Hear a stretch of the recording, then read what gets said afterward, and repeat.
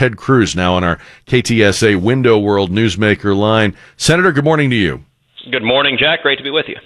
I have to ask you, if we fund the wall with El Chapo's money, does he get a plaque in the wall, like, expressing our gratitude, or how does that work? You know what? Maybe we'll build a prison cell right in the middle of the wall. Oh, okay. All right. So that would be fitting. Give him a window on the world. That would be fitting. I love the idea. I think it's a great idea. I frankly don't believe that the opposition to the wall is that it would cost too much. Since when have people in Washington ever cared about how much anything cost? No, it has nothing to do with the cost, and that's Democrats posturing. That they're not concerned about spending money. These guys spend money on everything.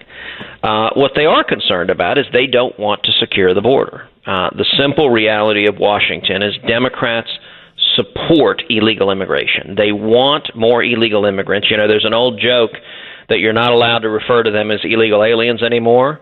Mm-hmm. Instead, the politically correct term is undocumented Democrats. There you go. Okay. That's the sad reality of politics, is that the reason that Chuck Schumer and the Democrats are fighting against building the wall is they want the border to be unsecured, and that's not in the interest of Texas. It's not in the interest of this country.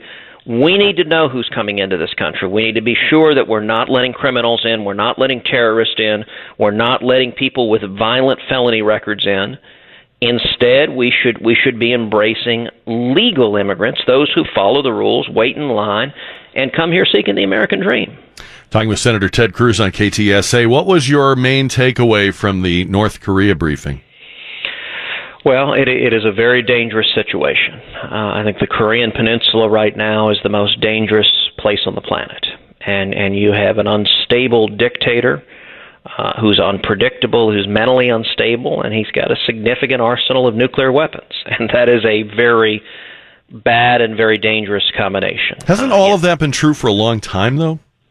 It has, but he continues to make progress testing nuclear weapons, and in particular working on miniaturization, trying to make the nuclear weapons smaller so that he can develop a warhead, and he's also testing ICBM, intercontinental ballistic missiles.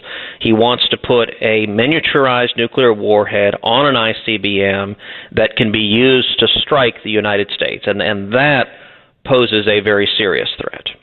How much confidence do you have in the old notion that whenever this got to a serious point, China would be the ones to take care of it because it's on their doorstep? Well, there's no doubt China has enormous influence over North Korea, more than anybody else does. And I will say I am cautiously encouraged that it appears that President Trump made some meaningful headway with President Xi when they were meeting together at Mar-a-Lago, in that in recent weeks, China seems to be doing at least exercising some of its influence and power to try to rein in North Korea. I remain very skeptical that China will prove helpful, but they clearly can be if they can be persuaded to be, and I'm encouraged that perhaps they are. What was your reaction to Secretary Mnuchin's presentation on the tax cuts yesterday? This is stuff that we've heard before, but it's being presented to a public that's probably less economically literate than in the 80s or the 60s or the 50s, right? Well, I'm very glad the administration is pressing forward with tax reform and tax cuts as a key priority. Jack, to my mind, there are four big priorities for 2017. Number one, ensuring principled constitutionalist on the U.S. Supreme Court and confirming Neil Gorsuch a couple of weeks ago was a major, major victory.